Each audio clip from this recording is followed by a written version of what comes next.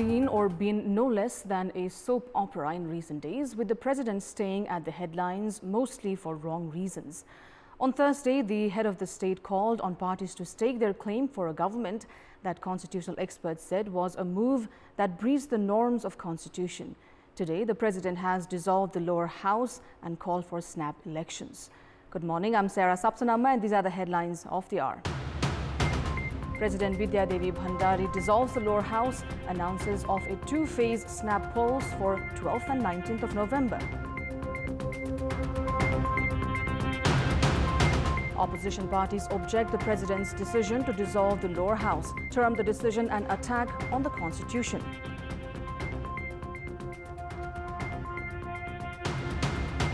Nepal reports 177 COVID-19 deaths, taking the national death tally to 6,024. 8,407 cases reported in the past 24 hours. And COVID-19 infection among frontline workers go down after receiving vaccines. Demands for vaccines spike. Over 750,000 apply for vaccines in a week's time.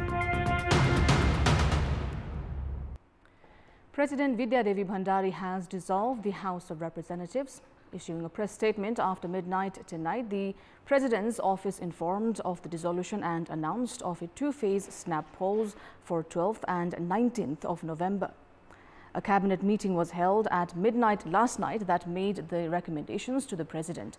The office of the President had informed it could appoint neither Nepali Congress President Sher Bahadur Dewa and CPN UML Chairman KP Sharma Oli to lead a new government, saying both the leaders' claims were insufficient. This is the second time President Bhandari has dissolved the House of Representatives at the recommendation of Prime Minister Oli. The President had dissolved the lower house on 20th of December last year. However, the Supreme Court had revoked the decision, terming it as unconstitutional and reinstated the lower house. Following recommendation from Prime Minister KP Sharma Oli, the President, in accordance with Article 76 of the Constitution, had called upon the members of the House of Representatives to present a basis that it has the majority for an alternative government. Oli had claimed that he has the support of 153 lawmakers, including 121 from CPN UML and 32 from Janata Samajwadi Party. Although lawmakers of the Upendra Yadav faction of Janata Samajwadi Party and the disgruntled faction of CPN UML had signed in favor of the opposition alliance, Oli claimed he had their support. Likewise, Nepali Congress President Dewa met the President yesterday and claimed that he had the support of 149 lawmakers and presented their signatures to her. Dewa claimed that he had the support of 61 lawmakers from Nepali Congress, 49 from CPN Maoist Centre, 26 from the Madhav Kumar Nepal faction of CPN UML, 12 from the Upendra Yadav faction of Janata Samajwadi Party and 1 from Rashtriya Jana Morcha.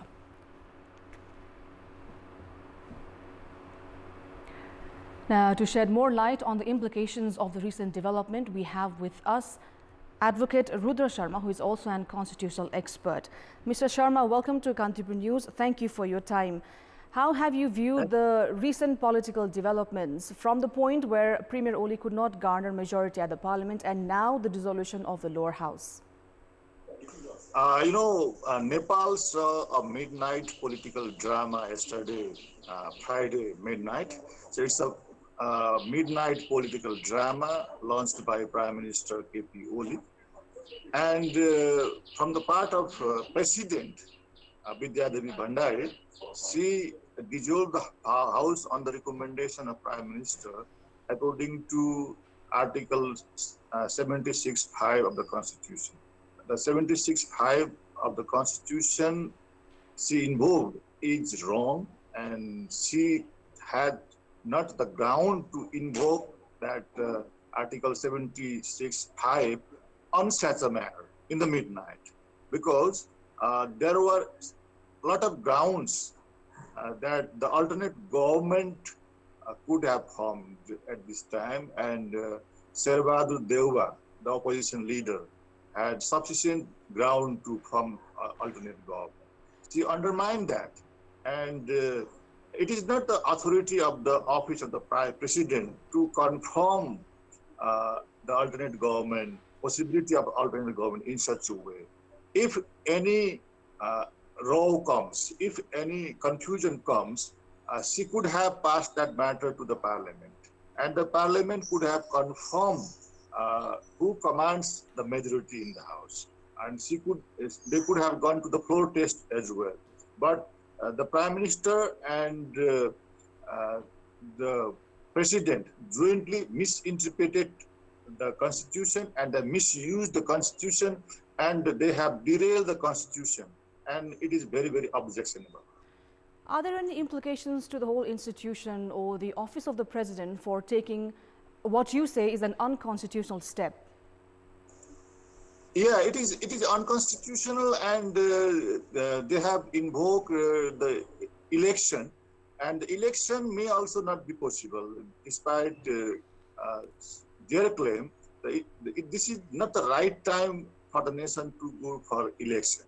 And one part. Another part is election under such unconstitutional government. This government, the KP Sharma Oli government, is an unconstitutional government. So election under an unconstitutional government is not possible. Therefore,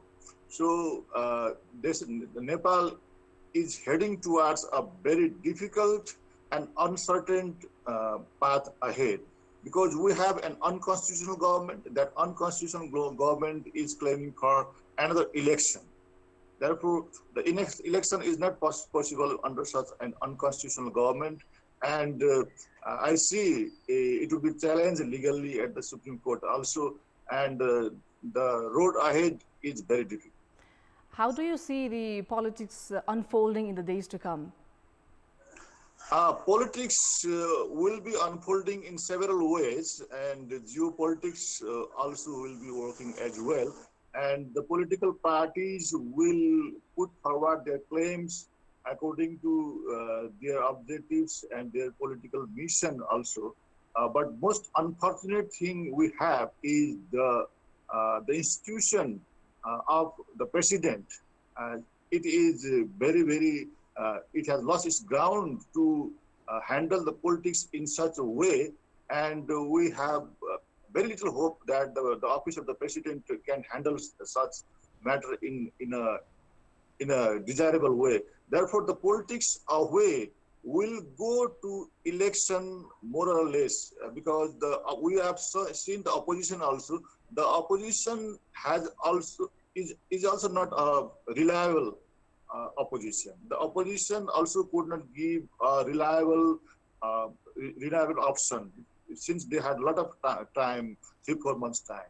Therefore, the politics ahead will go more or less toward election, but the nation will seek for an appropriate time for the election and appropriate government which can hold the election in a free and fair manner, and political parties will raise the issue that we need a government, a trustworthy government, and a constitutional government, constitutionally mandated government, which can hold a free and fair election in appropriate time. Mr. Sharma, thank you so much for your time and valuable insight. Thank you very much. That was Rudra Sharma, advocate and also constitutional expert, talking to us about the recent development in the country. Meanwhile, opposition parties have expressed strong objection to the president's decision to dissolve the lower house and the midterm elections that they have called. They have termed the decision as an attack on the constitution itself. Nepali Congress termed the latest development a climax of series of pre-planned plots. Party spokesperson Bishop Prakash Sharma has said a meeting of the party will take place later today to discuss the latest development.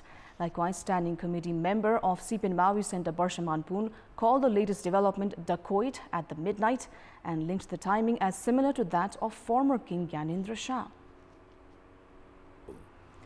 Nepal reported 177 COVID-19 deaths, taking the national death tally to 6,024. Likewise, 8,407 COVID-19 cases were also reported in the past 24 hours. There are 116,192 active cases in the country at the moment. Meanwhile, 7,890 individuals have registered full recovery, taking the recovery tally to over 374,836. There are 912 individuals in various quarantine centers across the country.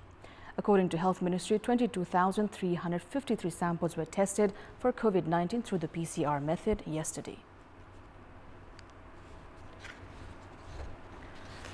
The demand for vaccines has gone up as the coronavirus crisis has worsened in recent time. The Health Ministry has received over 750,000 applications for vaccinations since its announcement last week. Meanwhile, the ministry itself is unaware when the vaccines would be available to the general public. The Health Ministry released online applications for vaccine rollout last week despite being unaware of the arrival of the vaccines in the country. The vaccine rollout was targeted to the age group of 18 years and above.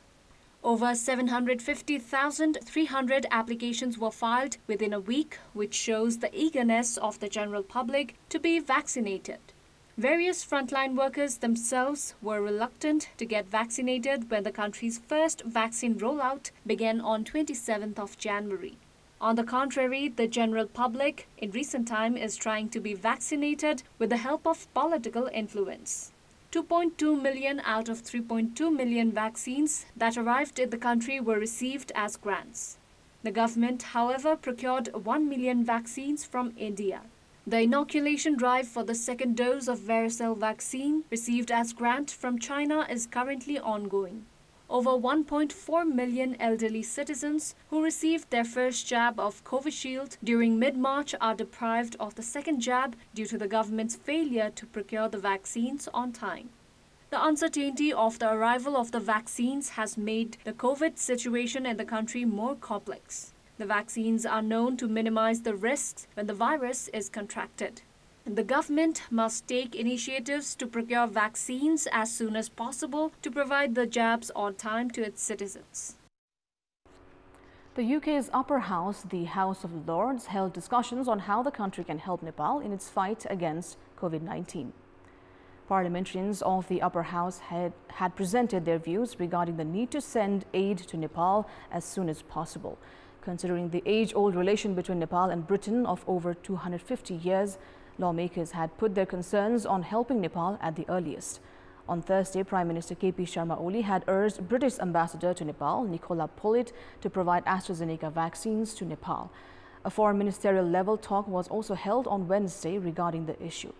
UK has allocated around £550 million for the COVAX program. The World Health Organization has termed the new variant of coronavirus, which developed in India, as a variant of concern. In this context, in our Public Voice segment, we've asked local residents in Kailali why has the government failed to construct holding centers at border points and conducted mandatory health tests on people coming in from India. Let's take a look at what they had to say.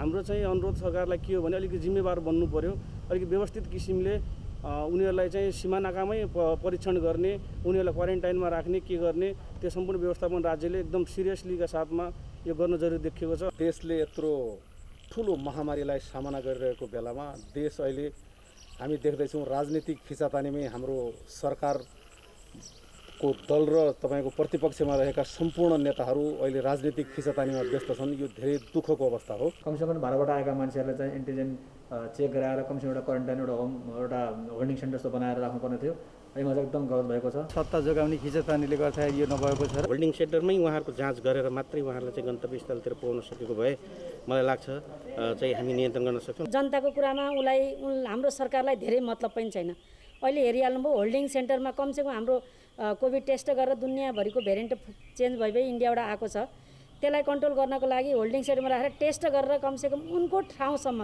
सुरक्षित पुर्याएको भए एउटा खालको control हुने थियो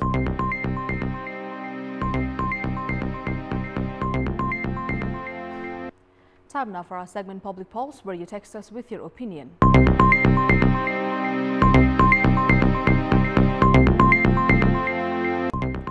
The question is, who do you blame more for the president's role being controversial from time to time? Your options are A, the president herself, B, leaders of political parties, and C, unclear constitution. The voting is on. Type NEWS, select your option A, B or C and send it to 34001 to share your opinion with us. That's all for the moment. Thank you for watching. Have a good day.